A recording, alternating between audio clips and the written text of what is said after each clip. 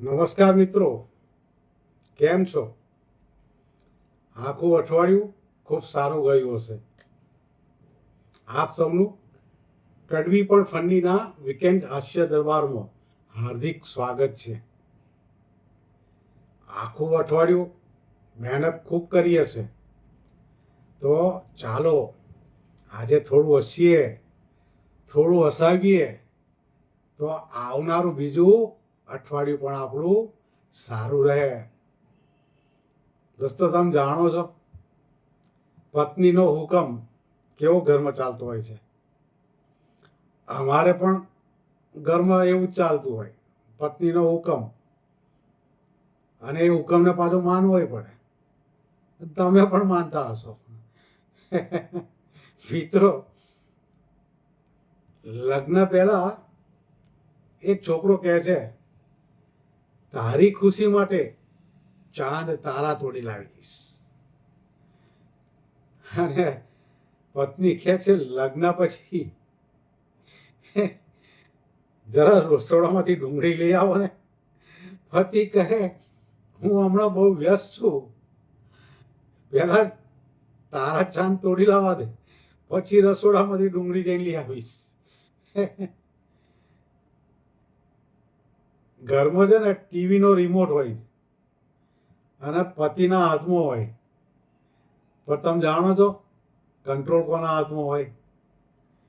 તમારે જે સિરિયલ જોવી હોય, કાં તો તમારા ન્યૂઝ જોવા હોય, કાં તો બીજું કાંઈ જોવું હોય, તો તમને જોવા મળે નહીં.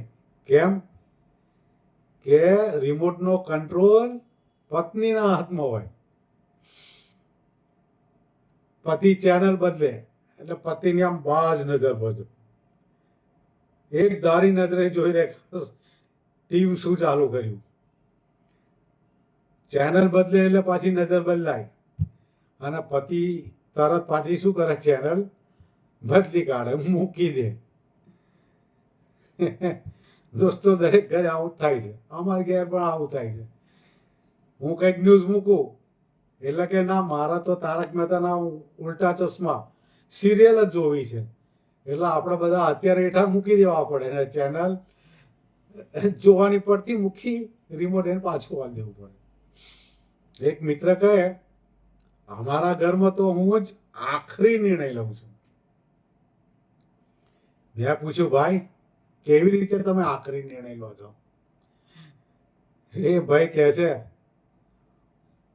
હું કહું છું બરાબર, તું કહે એમ જ કરીએ. વાહ વાહ. શું એને જવાબ આપે છે? પત્ની પૂછે, હું જાડી લાગી રહી છું? હવે મિત્રો, આ સવાલનો સાચો જવાબ દુનિયામાં કોઈ પતિ પાસે નથી. તમારી પાસે છે? ધારો કે તમારી પત્ની જાડી હોય, તો આ સવાલનો જવાબ તમે આપી શકશો? ના કહો તો શું થાય, અને આ કહો તો શું થાય? ના કહો તો પત્ની તરત બોલે, ખોટું બોલો છો. અને હા કહો તો સાંજે જમવાનું બંધ. એક પતિ છે, સવારે અખબાર વાંચતો હતો, એટલામાં પત્ની આવી અને પત્ની કહે છે, ઘરમાં કેટલી બધી કામગીરી પડી છે અને તમે અખબાર વાંચો છો? પતિ બોલ્યો, અરે સવાર સવારમાં તો અખબાર વાંચવા દે, આજે રજાનો દિવસ છે, થોડા દુનિયા દેશના સમાચાર તો જોઈ લઉં. અને સમાચાર જ વાંચું છું, બીજું શું કઈ વાંચું છું? કાલે શું શું કામ આવશે એની તૈયારી પણ કરું છું એમ.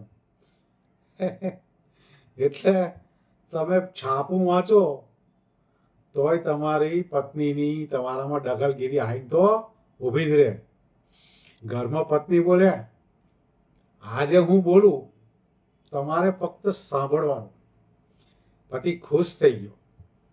5 મિનિટ પછી સમજાયું, આ તો પ્રશ્ન નહીં, ભાષણ હતું. લાંબુ લચક ભાષણ પત્નીએ પતિને આપી દીધું. મિત્રો, પત્નીને સૌથી વધારે ડર શાનો લાગે ખબર છે? તમને શાનો ડર લાગે છે? 2 શબ્દોથી લાગે છે. અરે જરા સાંભળો, અરે સાંભળો છો કે નહીં? આ બે શબ્દ સાંભળીને બધું યાદ આવી જાય. માણસને પોતાના ગયા 1 મહિનાના બધા ગુના યાદ આવી જાય. પણ સાચી વાત કહું, આ નાની નાની મજાકો જ ઘરને જીવંત રાખે છે. એટલે દોસ્તો, હસતા રહો, એકબીજાને સમય આપો અને ખુશ રહો. જો આજનો વીકેન્ડ હાસ્ય દરબાર ગમ્યો હોય તો લાઈક કરજો, તમારા મિત્રો સાથે શેર કરજો, કોમેન્ટ કરજો. ફરી મળીએ આવતા રવિવારે રાત્રે 8 વાગે. ત્યાં સુધી હસતા રહો, હસાવતા રહો. ધન્યવાદ મિત્રો, ધન્યવાદ.